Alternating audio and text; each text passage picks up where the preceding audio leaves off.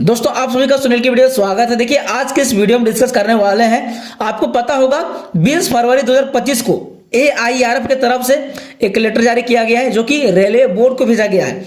इस लेटर में AIRF की तरफ से बहुत सारी बातों को लेकर के डिस्कस किया गया है। हम लोग पूरा इस वीडियो में डिस्कस करने वाले हैं, पूरा पॉइंट बाय पॉइंट। और देखिए AIRF की तरफ से 4 सुझाव भी दिया गया है रेलवे बोर्ड को कि आप ये कर सकते हैं, तो उसको भी हम लोग देखने वाले हैं पॉइंट बाय पॉइंट।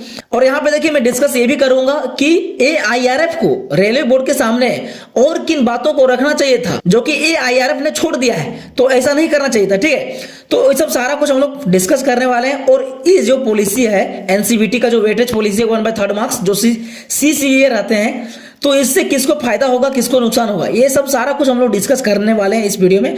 आप लोग पूरा वीडियो में अंत तक बने रहिएगा। और अगर आप लोग चैनल पर अगर नए आए हैं तो चैनल को आप लोग सब्सक्राइब कर लीजिएगा, ये वीडियो को शेयर कर दीजिएगा अपने सभी फ्रेंड सर्कल। दोस्तों वीडियो में आगे बढ़ने से पहले मैं आपको रेलवे ग्रुप डी का तैयारी करने के लिए एक बेस्ट बुक आपको मैं बता रहा हूं। ठीक है, ये प्रैक्टिस वर्क बुक है जो कि किरण पब्लिकेशन की तरफ से आता है। ये 2025 का एडिशन है। ठीक है, आप लोग यहाँ पे देख सकते हैं ये जो पैटर्न है यहाँ पे CA नंबर 08/2024 यानी कि नया पैटर्न पर ये पूर्णतः आधारित है। ठीक है, लेवल 1 का पोस्ट के लिए यहाँ पे TCS पैटर्न पर है। 25 आपको टोटल सेट मिलेगा। तो किरण पब्लिकेशन की तरफ से railway group D 2022 solve papers ये बुक आता है, जिसमें आपको देखिए ये वॉल्यूम 1 है ये बुक। ठीक है, और इसका जो है 2025 का एडिशन आ चुका है। इसमें आपको 1 से लेकर के 40 सेट मिलेगा। आपको पता होगा कि 2022 में ग्रुप डी का एग्जाम हुआ था 2019 वाला भर्ती का, तो उसमें देखिए 17 अगस्त 2022 से लेकर के 11 अक्टूबर 2022 तक जितना भी शिफ्ट में जितना भी क्वेश्चन वगैरह आया है सारा आपको इस बुक में मिल जाएगा। ये वॉल्यूम 1 है। ठीक है, TCS पैटर्न पर आपको पूरा का पूरा क्वेश्चन इसमें मिलेगा। देखिए नेक्स्ट बुक किरण पब्लिकेशन की तरफ से आता है AC का volume 2 railway group D 2022 solve papers. ठीक है, इसमें आपको देखिए 41 से लेकर के 99 सेट आपको देखने को मिल जाएगा जो 2022 का परीक्षा हुआ था ग्रुप डी का, और ये आपका 2025 का एडिशन मिलेगा। ठीक है, और ये सारा का सारा जितना भी क्वेश्चन है सारा का सारा TCS पैटर्न पर ही है। तो ये दोनों बुक का लिंक आपको डिस्क्रिप्शन में दे दिया। अब देखिए आप लोगों का मन में एक डाउट आता होगा कि ये बुक तो हम ले लेंगे, ठीक है, लेकिन इसका अगर जो क्वेश्चन नहीं बनेगा तो उसका हम सॉल्यूशन कहां ढूंढेंगे। तो देखिए इसके लिए भी किरण पब्लिकेशन की तरफ से बहुत अच्छा यहाँ पे इनिशिएटिव लिया गया है।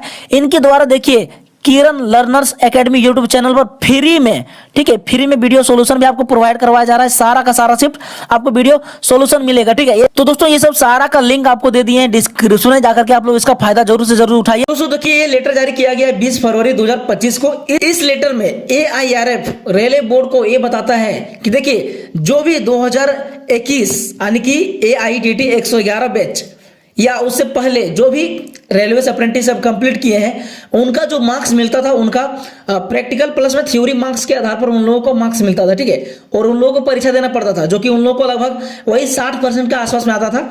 और उनका 1/3 करके 20 नंबर जुड़ता है CBT में, जो होता है ना रेलवे ग्रुप डी का जो परीक्षा होता है CBT में, तो उसमें लगभग 20 नंबर के आसपास में जुड़ता है। लेकिन जो 2022 यानी कि AITT 112 बैच या उसके बाद में जितने लोग भी अप्रेंटिसशिप कंप्लीट कर रहे हैं रेलवे से, तो उनको लगभग देखिए इनका केवल प्रैक्टिकल यहाँ पे होता है। ठीक है, आप लोग जितने लोग भी 2022 के बाद में अप्रेंटिसशिप किए हैं आप लोगों को केवल प्रैक्टिकल एग्जाम होता है। ठीक है, यानी कि 400 नंबर का होता है। तो आप लोग को क्या होता है कि 90 से 95%, 96%, 99%, 100% भी मिलता है। तो इसमें से क्या होता है 1/3 जब करते हैं तो CBT में वहां पे ऐड होता है कितना 30 नंबर।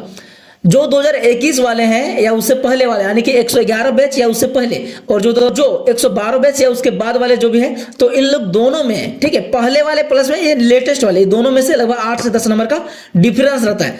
तो इसको बराबर करने के लिए, ठीक है, ये दोनों को बराबर करने के लिए पहले वालों को प्लस में ये बाद वालों को बराबर करने के लिए यहाँ पे देखिए 4 सुझाव दिया है AIRF ने रेलवे बोर्ड को। देखिए पहला सुझाव यहाँ पे रेलवे बोर्ड के सामने AIRF के द्वारा लिखा गया है कि NCVT का जो वेटेज पॉलिसी है तो उसमें 2022 या उससे पहले या उसके बाद वाले जो भी हैं, ठीक है, किसी को भी कोई तरह का दिक्कत नहीं हो, आप संशोधित कीजिए कुछ इसमें ऐसा लाइए पॉलिसी जो सभी को कोई तरह का दिक्कत नहीं हो, किसी को भी, चाहे बाद वाले हो चाहे पहले वाले हो, किसी को भी कोई तरह का दिक्कत ना हो।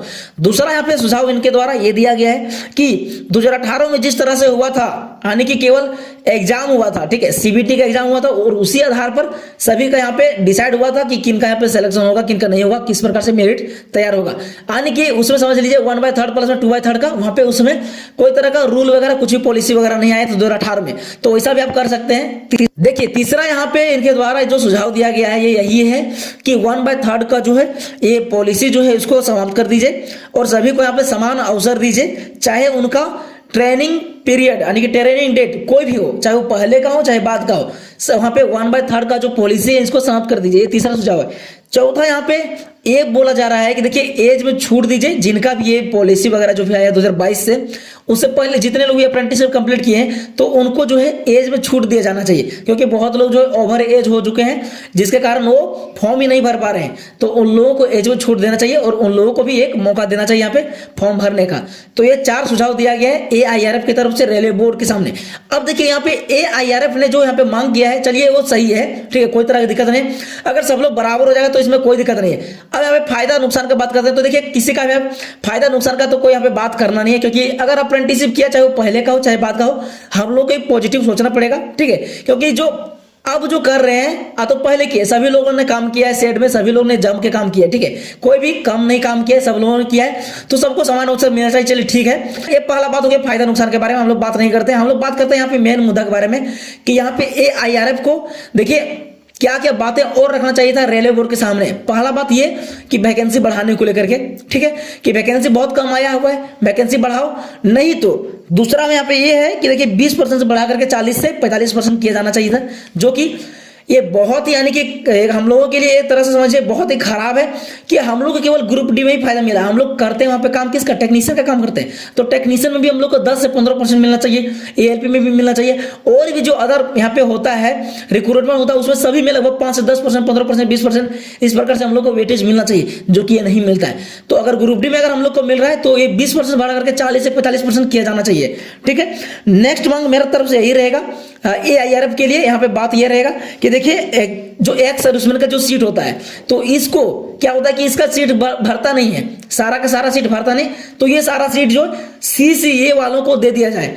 अगर समझिए जो पहले 2019 का वैकेंसी में 20,000 वैकेंसी था लगभग 20% का, ठीक है, 1,03,000 लगभग आया था, उसका 20,000 हो रहा था, और केवल अप्रेंटिस वाले जो फॉर्म भरे थे वो 18,393 भरे थे, तो उसमें जो अप्रेंटिस का जो सीट था वो खाली रह गया था लगभग 8 से 9,000, ठीक है, और समझिए लगभग 9 से 10,000 ही लोग पास हुए थे, समझिए 8 से 10,000 जो सीट खाली रह गया ये दे दिया गया किनको, ओपन वालों को, यानी कि नॉर्मल वालों को ये सीट दे दिया गया, जो कि ये सीट आगे के लिए रिजर्व रखा जाना चाहिए था, जिस प्रकार से किस में होता है, PWD में होता है ना, PWD का या किस में होता है मुझे उतना याद नहीं है, लेकिन हाँ ये बैकलॉग में रहना चाहिए था, ये जो वैकेंसी है ये वैकेंसी जो बैकलॉग रहना चाहिए, यानी कि यही वैकेंसी अगला साल ऐड होकर के आना चाहिए। अगर CCA का सीट अगर नॉर्मल वाले लोग ले सकते हैं तो हम CCA वाले एक्स सर्विसमैन का सीट क्यों नहीं ले सकते हैं, ये बात होना चाहिए, ठीक है। नेक्स्ट यहाँ पे देखिए सबसे लास्ट में मेरा चौथा यहाँ पे मांग यही रहेगा कि सभी CCA वालों को एक ही बार में रेलवे में सभी को जॉब दे देना चाहिए,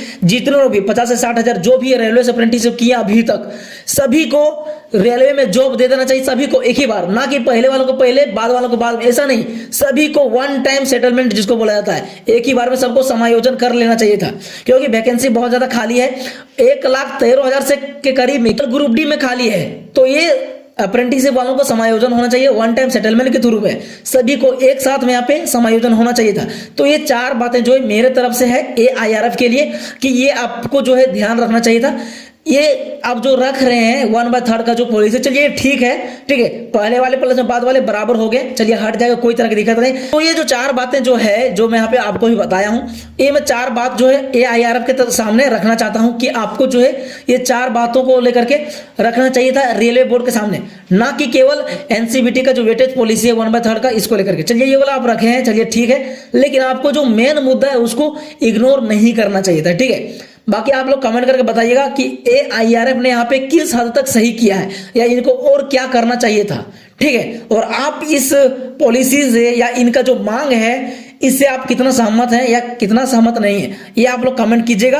और आप लोग और क्या चीज का मांग करना चाहते हैं रेलवे बोर्ड से AIRF के थ्रू, तो ये भी आप लोग कमेंट बॉक्स में कमेंट कीजिएगा। तो चलिए मिलते हैं नेक्स्ट वीडियो में, तब तक जय हिंद जय भारत।